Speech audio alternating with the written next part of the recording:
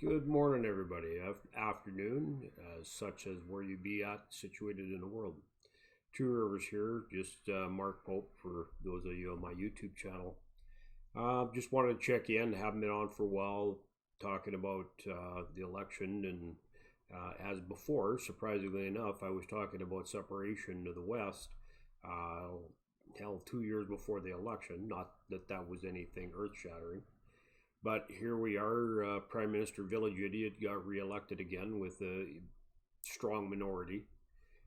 Basically, the West, and most of this people know. If not, they just check in on the Canadian election on October 21st, and you will see what happened. Basically, the East said, fuck you, West, and here we are.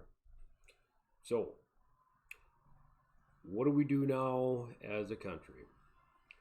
That is the $1 million question, which I've watched lots of channels and I've seen guys talking about it, what they should do, and the guys getting kind of crossed up, and all this stuff. Like I was watching Rance Derek and the Raging Humanist, and the guys I watch, and they've got good channels. There's no doubt, and a few others. Obviously, I'm so forgive me if I forget anybody's name, but in all context, it comes down to, and I've wrote this on everybody's channel, and I'm kind of hoping, I guess I'm not really anybody any important. I mean, I'm 60 this year. I actually lived through the late 70s, early 80s with Trudeau Senior, that clobbered us and killed us basically in the oil industry. Um, and to give some context to that, in the background, when that happened, I mean, there was talk, like they had the WCC party, some separation stuff. Guys were talking, about separating from Canada because it was, like ridiculous how Trudeau Senior at the time was basically disrespecting the West. He flipped the bird off at guys in, I think it was Salmon Arm, I believe, back there. I mean, there was a lot of talk. It's kind of, and that you got to remember, that's 39 years ago. And the oil field fell flat in its place. We had the National Energy Program came in. Petro-Canada had just been rolled out by the federal government, which was a crown corporation at the time. Um, and I was, obviously I was a young lad. I believe I was like 20 at the time in 80, 81. So, anyways, it was decided, through the Reform Party and et cetera, et cetera. Long story, that we're going to try doing things, switching the federal government and make Canada work for us. It is basically what I'm trying to get at. I mean, there's a lot of stuff happening between, a lot of this small bickering and arguing and that. But fair enough, you go back, you read it, it's all history. You get to look up. I'm not going to rehash, things that went on. Because I got pissed off and I left for the United States for quite a few years, and came back. I'd come back to Canada. I mean, Canada's my home. Alberta. I was born in Alberta, raised. Um, but in essence, what I want to talk to you guys about is we take a look. In 39 years, in trying to work within the federal system, within the Constitution, there's a lot of background here, so I'm simplifying some of this because basically, I mean, it is very simple. I mean, after 38, 39 years, where have we gone? What have we done? Basically, now we're talking about global warming, climate change, whatever the hell you want to call it. Um, we've got Trudeau Junior, PM Village Idiot there now, which is like that's about the only thing that's the same. We're talking about different issues, like, oh, we want to keep save the planet. In 12 years we'll all be dead. Blah blah blah. Carbon tax. Federal tax and that. And realistically, we are right back with all the nuance we've got around. We're right back basically where we were 39 years ago. So basically, we in 39 years we didn't accomplish anything. We're right back to square one. So the question isn't, well, gee whiz, had they done this, if they would have done this, well, we're going to stay if this is my personal opinion. In 39 years, if you have not accomplished anything, you have not gotten ahead with anything, and again, my opinion, then it's never going to happen. because that's over my half my lifetime, 39 years, and most people's lives. So what did we accomplish? Where did we go? I mean things of substance. I mean, you can't build a pipeline. It basically crippled the industry. You've got the East still has major power over the West. There's been nothing decided. The country right now is markedly more divided than it ever was, even back in the late 70s, early 80s. So where have we gone? I mean, where this confederation thing they're talking about, where has it worked? Where are we at? Where is it? What did we accomplish in 39 years? What did we do to be right back at point A? Like, you figure the Monopoly board, you got start, you go all around here, you hit all these little things there, the little side stories and that, but then you end up right back at start. Now what? Now what do you do? I mean, I worked oil rigs. Not obviously, I didn't single handling work. I mean, there was a lot of guys, but I remember the resentment and the hurt that we went through. In the 80s, the late 70s, the early 80s. I mean, I remember that. It hurt. Eastern Canada didn't care at the time. Sound familiar? So my question is to people is like, okay, what have we accomplished? Where are we at? If we did accomplish something, where is it? Where is the end result? The end result is obviously you're looking at it is we're right back to where we started. So the question isn't, well, gee whiz, we need to go and work federally. Yeah, sorry, we already went that route. Didn't work. Otherwise, we wouldn't be having this discussion today. So I honestly believe that separation from Canada, Alberta, Saskatchewan, possibly BC, Manitoba, if they want to go, or parts thereof, each province who want to go. It means we got to redraw the borders. But I mean, it's proven it doesn't work. Confederation doesn't work.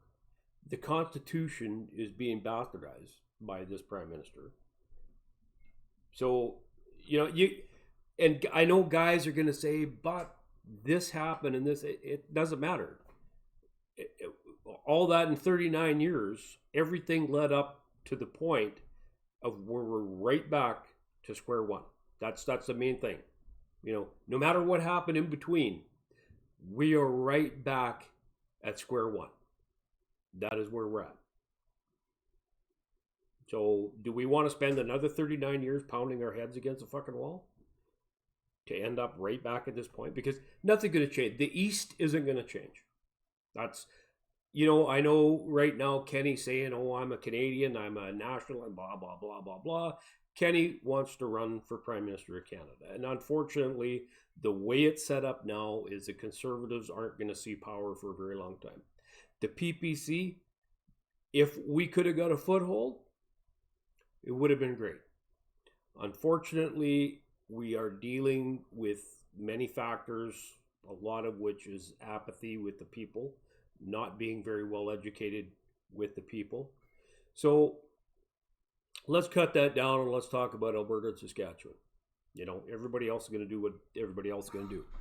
So where do we go? We go and we look at separation of the provinces to a state, whatever you want to call it. Now, that means you got to form your constitution. You've got to have forms of education. You've got to have your own form of government. You got to have your own form of currency, et cetera, et cetera, et cetera. And I don't think it's a big deal because the United States will be very obliging to us because of the resources that Alberta, Saskatchewan have. And that's part of the thing that it goes right with the narrative of the United States going energy independent. Now, whether we want to be a co-op with the United States or we actually want to join, that's a question for another time. Question to date is it worthwhile staying in Canada? And that's a question that each and every one has to ask themselves. What do we get? I know it sounds very, how do you say, like we're so much into ourselves. Oh, what has it done for me? But the province is what has Canada done in 39 years? Again, I will point out, where are we at? Can't build a pipeline. Can't build up your resources. Et cetera, et cetera, et cetera. I'm not going to repeat it because everybody should know this.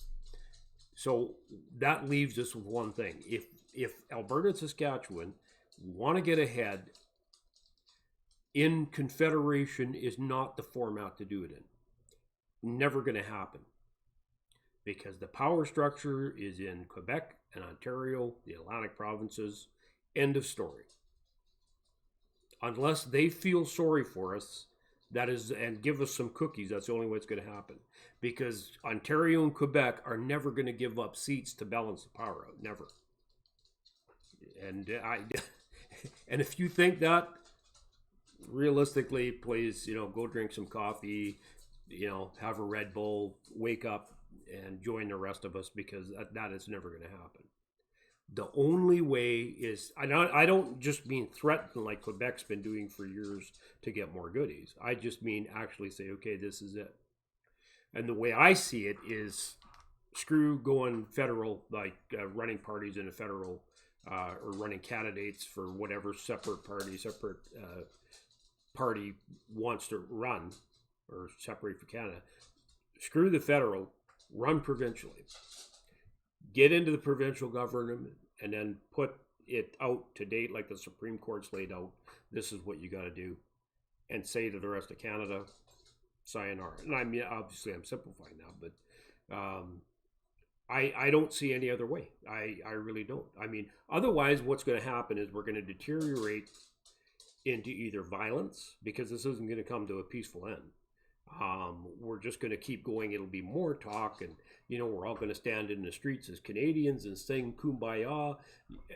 It ain't going to happen. Never going to happen. Ontario and Quebec will never give up the power. And if you think the Bloc Québécois is going to give up power, I think you better wake up again, or come from that alternate universe that you're in, because that's not going to happen. Ontario, forget it. The Liberals right now, under Prime Minister Village Idiot, are never going to change. With Butts in there and the way they're looking at, they know they've consolidated their power in the East. They know that it is what they're going to do. And let me lay this out. And I know I'm kind of jumping all over the place, so forgive me for that. I'm doing this ad hoc. I don't really have anything written down. If we do not separate, what is going to happen in the next 4 years is they're going to bring in a lot of immigrants. They've already promised that. That's not even open for debate. Everything I'm going to say is not open for debate, because they're going to do it. They're going to take the immigrants. They're going to put them in Saskatchewan. They're going to put them in Alberta. There goes your balance of power. There goes your vote. So in over 4 years and over, you're done. Doesn't matter what you do, you're never gonna get a consensus. You will be in confederation forever and ever and ever. You will forever be at the will of Ontario and Quebec, like we are now. Nothing changed. You complain more and hope they'll throw us some cookies once in a while, and say, "Good dog, good dog, good dogs, good boy." Oh, you guys are bad. No, we're gonna take some cookies away from you. Oh, here's some more cookies. You guys were good dogs, and seriously. And you can slice and dice it however you want. That's the way it is written. That's the way it is down. That's the way it's gone. That's the way it will always go. So we've got like a 3-year window, as far as I can tell. And please write in the comments below if you agree or disagree with me. But please, if you do, be factual, not just this, that'll never happen, fantasy world stuff. Cite some reasons why you don't think it happened. If you think we should stay, give a reason why we should stay. Some good reasons. Not just because we're Canada. We already got an idiot in Ottawa that says, because it's 2015. You remember that? The guy that's dancing to the stars there in India. Anyways, if we do not separate within 3 to 4 years, it'll never happen. Running candidates in a federal election with a separatist party will never happen. It just not gonna. That's not. It's not going to do anything. The only way to do it is run provincially, take control of the legally through elections, take control of the provincial governments, put a referendum to the people. Let the people decide if they do. I mean, if everybody decides, if the majority decides to stay, so be it. I'll live with that. But we at least have to be able to say we tried. Because if not, we're done. And you either agree with me or disagree with me, but I think anybody with some common sense can see this just doesn't fucking work right now. And it hasn't for a very long time. Constitutionally, our Constitution, number one, isn't the greatest in the world at all.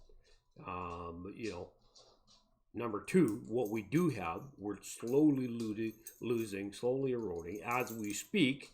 And when they come down, I mean, our village idiot is in Prime Minister village idiot there. He's in Tofino surfing right now. And of course, what possibly other things could be happening in Canada that would require his attention. And after an intense political campaign of lying that much, yeah, I'd go to Tofino too. I'd probably be out in the bush somewhere for quite a while where nobody could see my face because I'd be totally embarrassed for all the lies I've told.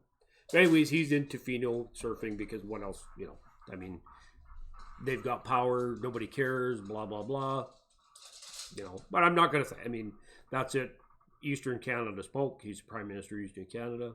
Now, Western Canada, we've got to make a choice. What do we do? Does it sound scary to leave? Yeah, possibly. But I don't know. What do you want? You want unemployment? Because things. I'll tell you what. Economically, it's not bad yet. It's about to get worse. Keep an eye on the price of gold. Keep an eye on what they're doing with the pipelines. I mean, quite honestly, people say, "Oh, the Trans Mountain." Well, even if they put the Trans Mountain out, that means nothing. I mean, you're still landlocked. They still killed two. Where's all of that oil is going to go through that one pipeline or a couple? No, is that you still got Eastern Canada buying Saudi Arabian oil, Venezuelan oil. There are two absolute countries that are a must to follow because of their outstanding human rights. The way that they lead the world in that. Like, seriously. So, and I think it's time that we as Albertans, Westerners, whether you think or BC, whatever, I think it's time we took control of our own destiny. I think we can economically be a force to be reckoned with in the world. And by a force, I'm not talking military. What I'm talking is economically. I mean, we've got a lot of smart people. We've got a lot of resources. We've got a lot of things to offer the world that the world wants. And rather than letting Ottawa squander it, let's be the masters of our own destiny. Let's do this. Because I honestly don't see a way around this without a major conflict of it. And as I was saying, pardon me, economically, you take a look at the big massive spending that this boy is doing. The part-time drama teacher there, look what he's doing. That's my dog in the background, by the way, little princess. But anyways, you take a look at how much he spent, the deficit. Say about what Harper, what you want. The guy had half a brain. I had my issues with Harper also. Not near as much as what I have with Trudeau. That's like comparing, Einstein to Blithering Idiot, which basically what we have. Anyways, enough of the insult. But economically, we are in no condition right now as a country to deal with a major downturn. And especially when our resources are majorly landlocked and we can't get them out anywhere. If we have a major downturn within the next 3 years, then what? What are they going to do? Deficit spend their fucking way out of it? They already did that. I mean, there's just so many things that I see that are really, really bad on the horizon if we stay in Canada. Quite seriously. And I mean, I was born Canadian. I'm from this country, from the prairie provinces. I mean, I help, you know, in my small way through working the oil rigs and mining and all that. I helped build it. I helped forge it, at the time. And right now, I don't want to see that squandered. He's making us feel like third-rate citizens. Anybody who's into mining, logging, or oil and gas industries, because we are bad people. We're the ones destroying the world. You are terrible, terrible. We are terrible people. Well, that's their feeling. So why would I stay? I mean, what the hell? You gonna stay in a place where people are saying you are bad people? You're inherently bad. You're terrible. You should feel guilty, and I won't. I'm sorry. That's just not in the cards. So, food for thought. Let me know what you guys think, because I honestly am so fearful right now that something economically bad's going to happen and it will just wrap this country. Take a look at the United States. Think of what Donald Trump, what you want. The United States is rocking. They've got great economic growth. They've got good job recoveries. The major thing is, look at their wages. That's the thing. Here, what's this asshole doing? You're creating $14 an hour jobs. Well, gee, there you go. You live out in Vancouver, you live in Toronto, there are congratulations. That's you go. Slap the income tax on that. Just talking to the wife this morning, I'll just carry on for a minute. Just talking to the wife this morning. We were talking because it looks like I'm probably going to be going to work in the mine here again. Anyways, we were talking. She said, well, she had made the statement. She said, well, the income taxes are lower or higher in the United States than Canada. I said, not really, but I said, if you look at it person per person, I said they're pretty close, depending on the state and that. But I said, go beyond that. Okay, let's say you make gross, you make $70,000 a year, so or $80,000 a year. So $20,000 off the top, that's gone income tax and that. Great.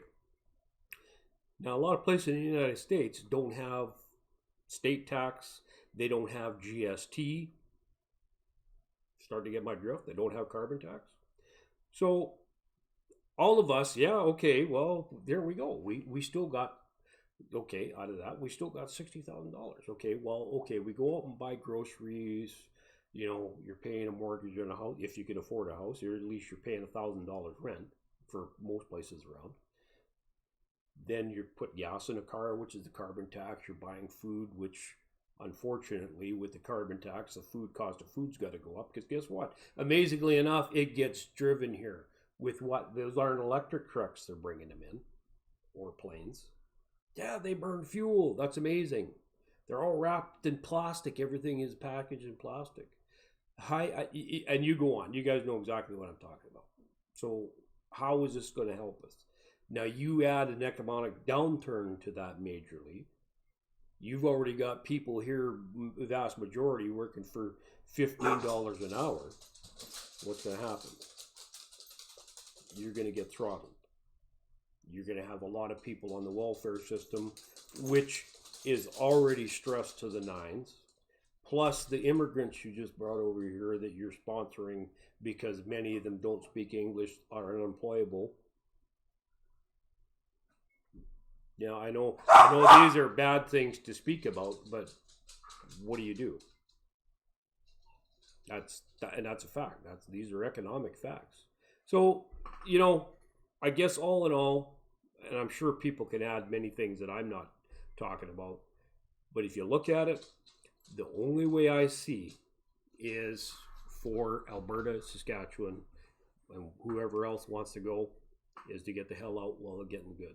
Because like I said, and I'll end this now, but like I said, if we wait over 4 years, that's it. We're done. There won't be one thing that you can do after that. Because if he starts moving immigrants all around, which I guarantee you that's exactly what they're going to do, under the guise of this multiculturalism stuff, you know, that we're all going to stand in the fucking street singing Kumbaya. Yep. Guess what? They'll get supported, we won't. And that's not fear mongering, that's a fact. And the only way I can see it is if we go. Anyways, I hope everybody has a good day. Put down in the comments what you think. Please be thoughtful what you think, what you say.